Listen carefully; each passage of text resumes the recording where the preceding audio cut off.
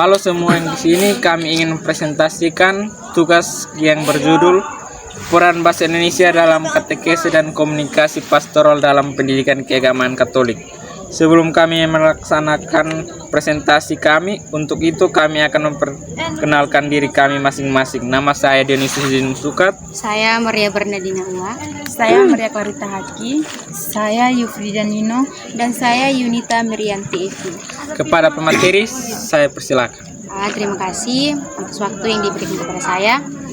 Peran Bahasa Indonesia dalam Katekese dan Komunikasi Pastoral dalam Pendidikan Agama Katolik. Bahasa merupakan sarana utama dalam penyampaian iman, ajaran, dan nilai-nilai Kristiani. Dalam konteks Gereja Katolik di Indonesia, bahasa Indonesia memiliki peran yang sangat penting sebagai bahasa persatuan dan bahasa resmi yang digunakan dalam pendidikan, katekese, serta komunikasi pastoral. Penggunaan bahasa Indonesia yang baik dan benar membantu perawatan iman agar dapat dipahami, dihayati, dan diwujudkan dalam kehidupan umat beriman. Peran bahasa Indonesia dalam katekese dan komunikasi pastoral dalam pendidikan agama Katolik itu dibagi menjadi 3. Yang pertama, peran bahasa Indonesia dalam katekese. Katekese adalah usaha gereja untuk menumbuhkan iman umat melalui pengajaran yang terarah dan berkesinambungan. Bahasa Indonesia berperan penting dalam proses ini karena 1. Sarana pewartaan iman. Bahasa Indonesia memungkinkan ajaran iman Katolik seperti kitab suci, ajaran gereja, dan nilai moral Kristiani disampaikan secara jelas dan sistematis kepada umat dari berbagai latar belakang budaya dan suku. 2. Membantu pemahaman peserta didik. Dalam pendidikan agama Katolik di sekolah, bahasa Indonesia menjadi alat utama agar peserta didik dapat memahami konsep iman, sakramen, dan ajaran Yesus Kristus secara rasional dan kontekstual.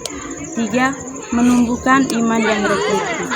Melalui penggunaan bahasa yang komunikatif dan sesuai singkat perkembangan peserta didik, katekese membantu mereka tidak hanya mengetahui ajaran iman, tetapi juga merefleksikannya dalam kehidupan sehari-hari.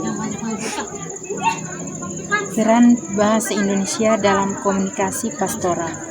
Komunikasi pastoral adalah proses penyampaian pesan gereja dalam pendampingan umat. Bahasa Indonesia berperan sebagai yang pertama, alat komunikasi yang inklusif.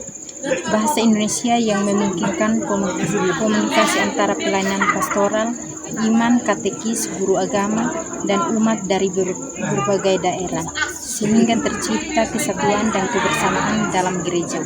Yang kedua, media pendampingan dalam penguatan iman.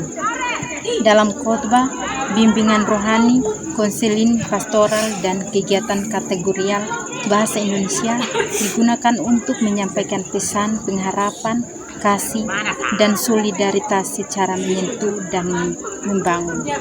Yang ketiga, sarana mewujudkan ajaran kasih.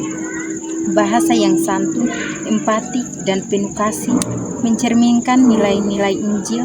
Dengan demikian, bahasa Indonesia tidak hanya menjadi alat komunikasi, tetapi juga sarana kesaksian iman. Baik, dari materi yang sudah dipaparkan oleh teman-teman, di sini saya akan menyimpulkan bahwa bahasa Indonesia memiliki peran yang sangat penting dalam katekese dan komunikasi pastoral dalam pendidikan agama Katolik.